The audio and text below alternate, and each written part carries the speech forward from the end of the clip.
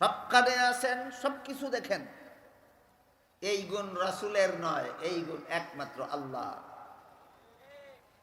আল্লাহর গুণাবলী দুই রকমের আছে। এক প্রকার গুণাবলীকে সিফাতে আম্মা বলা হয়, ব্যাপক গুণ। আর এক প্রকার গুণকে সিফাতে খাসা বলা হয়, বৈশিষ্ট্যপূর্ণ গুণ। আল্লাহর ওই সমস্ত গুণকে ব্যাপক গুণ বলা হয় যে গুণগুলি আল্লাহর মধ্যেও আছে, বান্দার মধ্যেও আছে। যেমন আল্লাহও দেখেন, আমরাও দেখি, কাজে আল্লাহর দেখার গুণটা হলো ব্যাপক। আল্লাহও শুনেন, আমরাও শুনি, কাজে আল্লাহর শোনার গুণটা হইল ব্যাপক। কিন্তু আল্লাহ পাক রব্বুল আলামিন সব কিছু দেখেন, বান্দা সব কিছু দেখে না। সব কিছু দেখার গুণটা আল্লাহর ব্যাপক গুণ নয়, এটা আল্লাহর একক গুণ। দেখেন কথা বুঝেন কিনা? দেখার গুণ আল্লাহর মধ্যেও আছে, বান্দার মধ্যেও আছে, কিন্তু সব কিছু দেখার গুণ একমাত্র আল্লাহ। সব কিছু দেখার গুণ একমাত্র আল্লাহ। শোনার গুণ আল্লাহর মধ্যেও আছে, বান্দার মধ্যেও আছে, কিন্তু সব কিছু শুনেন কে? একমাত্র আল্লাহ। এই সমস্ত গুণ হইল আল্লাহর বৈশিষ্ট্যপূর্ণ গুণ, যে গুণ শুধুমাত্র আল্লাহর মধ্যে আছে আর কারো মধ্যে নাই। এমন গুণে আল্লাহর একক গুণ, যে গুণ শুধুমাত্র আল্লাহর মধ্যে আছে আর কারো মধ্যে নাই, এমন গুণে আল্লাহ ছাড়া আর কাউকে গুণান্বিত করাকেই শিরিক বলা হয়। এটার নাম শিরিক। যেমন কেউ যদি বলে আল্লাহ ছাড়া অন্য কেউ সব কিছু দেখেন, তাহলে সে আল্লাহর গুণে গুণান্বিত করলো, শিরিক করলো। কেউ যদি বলে আল্লাহ ছাড়া অন্য কেউ সব কিছু জানেন, কেউ যদি বলে আল্লাহ ছাড়া অন্য কেউ সব কিছু দেখেন, এই সব কিছু শোনা, সব কিছু দেখা, সব কিছু জানা, এটা একমাত্র আল্লাহর গুণ, অন্য কারো গুণ নয়। এমন গুণে যদি কেউ কোনো নবীকে গুণান্বিত করে, এমন গুণে যদি কেউ কোনো রাসূলকে গুণান্বিত করে, এমন গুণে যদি কেউ কোনো ওলি আউলিয়াকে গুণান্বিত করে, তাহলে তারা রাসূলকে, নবীকে, ওলি আউলিয়াকে আল্লাহর সাথে শরীকদার সাব্যস্ত করে। এইটার নামই শিরিক। এই শিরিক সম্পর্কে আল্লাহ পবিত্র কোরআনের এক আয়াতে বলেন, ইন্নাল্লাহা লা ইয়াগফিরু আন ইউশরাকা বিহি ওয়া ইয়াগফিরু মা দুনা যালিকা লিমান ইয়াশা। আল্লাহ বলেন, শিরিক ছাড়া অন্যান্য গুনাহ আল্লাহ যাকে ইচ্ছা যখন ইচ্ছা মাফ করে দেবেন, কিন্তু শিরিক গুনাহ আল্লাহ কখনো কাউকে মাফ করবেন না। অন্য আয়াতে আল্লাহ বলেন, মান ইউশরিক বিল্লাহি ফাকাদ হাররামা আলাইহিল জান্নাহ। আল্লাহর সাথে যারা শরীকদার সাব্যস্ত করবে, তার জন্য আল্লাহর জান্নাত চিরতরে হারাম। আল্লাহর জান্নাত কতদিনের জন্য হারাম? চিরতরে হারাম।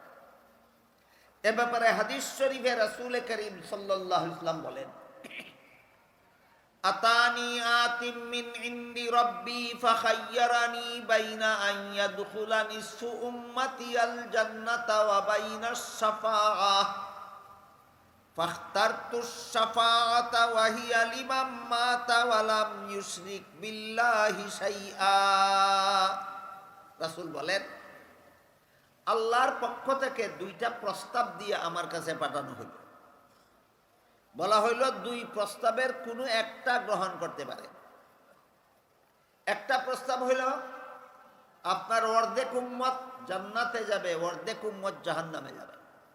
আর একটা প্রস্তাব হইল, আপনার গুনাহগার উম্মত জান্নাতে নেককার উম্মত, আপনার নেককার উম্মত জান্নাতে যাবে, গুনাহগার উম্মত জাহান্নামে যাবে, তবে আপনার সুপারিশে আল্লাহ গুনাহগার উম্মতকে জাহান্নাম থেকে মুক্তি দিয়া দিবেন। কটা প্রস্তাব হইল? দুইটা। এই দুইটা প্রস্তাবের কোনো একটা প্রস্তাব আপনি গ্রহণ করতে পারেন। রাসূল কোন প্রস্তাবটা গ্রহণ করলেন সেটা আমি পরে বলবো, আমি আগে আপনাদের মতামত জানতে চাই। আপনারা কোনটা পছন্দ করেন? অর্ধেক উম্মত বেহেশতে, অর্ধেক উম্মত দোজখে? না নেককার উম্মত বেহেশতে, গুনাহগার উম্মত দুজখে গেলেও রসুলের সুপারিশে নাজাত পাবে ওইটা? তাইলে দ্বিতীয় প্রস্তাবটা আপনাদের পছন্দ। রাসূলও বলেন হ্যাঁ, আমি আমার অর্ধেক উম্মত জান্নাতে যাবে আর অর্ধেক উম্মত জাহান্নামে যাবে, এই প্রস্তাবটা আমি গ্রহণ করলাম না। আমার নেককার উম্মত জান্নাতে যাবে আর গুনাহগার উম্মত দুজখে যাবে, আর আমার সুপারিশে আল্লাহ গুনাহগার উম্মতকে জাহান্নাম থেকে মুক্তি দিয়া দিবেন, ওই প্রস্তাবটা আমি গ্রহণ করলাম। সাথে সাথে রাসূল বলেন ওয়াহিয়াল ইমাম মাতা ওয়ালাম ইউশরিক বিল্লাহি শাইআ। আমার কোন সমস্ত গুনাহগার উম্মত দুজখ গেলে আমার সুপারিশে আল্লাহ নাজাত দিয়া দিবেন? যারা শিরিক ছাড়া, শিরিকের নিম্ন পর্যায়ের কোনো গুনাহ কইরা জাহান্নামে যাবে, এদেরকে আল্লাহ আমার সুপারিশে শেষ পর্যন্ত জাহান্নাম থেকে মুক্তি দিয়া দিবেন। কিন্তু শিরিক গুনাহ করে যারা জাহান্নামে যাবে, এরা চিরকালের জন্য জাহান্নামে যাবে। এদের জন্য আল্লাহর জান্নাত যেমন চিরতরে হারাম, ঠিক তেমনিভাবে এদের জন্য নবীর শাফাআত চিরতরে হারাম। এই বিষয়গুলি যদি সমাজের সর্বস্তরের মুসলমান না জানে, যে আল্লাহর বিশেষ গুণে অন্য কাউকে গুণান্বিত করলে, আল্লাহর সিফাতে খাসা, আল্লাহর বৈশিষ্ট্যপূর্ণ গুণে কোনো নবী রসুল, কোনো অলিয়া উলিয়াকে গুণান্বিত করলে এমন শিরিক হয় যে শিরিকের কারণে আল্লাহর জান্নাত চিরতরে হারাম হয়ে যায়, নবীর শাফাআত চিরতরে হারাম হয়ে যায়, এরাই হবে চিরস্থায়ী জাহান্নামী। এই কথাগুলি যদি সমাজকে বোঝানো না হয়, তাহলে ওই সমস্ত ভ্রান্ত মতবাদীরা যারা আল্লাহর বিশেষ গুণ, নবী বিশেষ গুণে নবীকে গুণান্বিত করে সমাজকে বুঝাতে চায় আমরা নবীর গুণ গাই, এদের খপ্পরে পরে নিজেদের ঈমান ধ্বংস করে মুশরিক হয়ে যাবে। এই জন্য আনুষঙ্গিকভাবে এই আলোচনাটা গত 2 দিনে আপনাদের সামনে তুলে ধরেছি। এবার বলুন, আমাদের নবীকে আল্লাহ পাক রব্বুল আলামিন সৃষ্ট জগতের কারো সমান মর্যাদা দিয়েছেন না সৃষ্টির শ্রেষ্ঠ? আলিমুল গায়েব বানাইয়া, না ইমামুল মুরসালিন বানাইয়া? এই দেখেন কি বানাইয়া রসুলকে সৃষ্টির শ্রেষ্ঠ মর্যাদা? আলিমুল গায়েব বানাইয়া না তো। আলিমুল গায়েব তো নবী না, আলিমুল গায়েব তো আল্লাহ।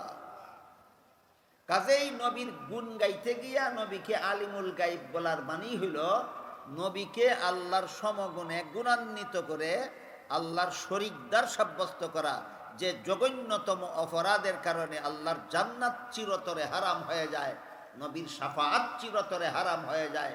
মুশরিকদের জন্যই আল্লাহ চিরস্থায়ী জাহান্নাম তৈরি করেছেন। অনুরূপভাবে হাদির নাজিরের ব্যাপারে আমি গত 2 দিন আপনাদের সামনে সবিস্তারে বর্ণনা করেছি। হাদির নাজির হওয়ার গুণ একমাত্র আল্লাহর।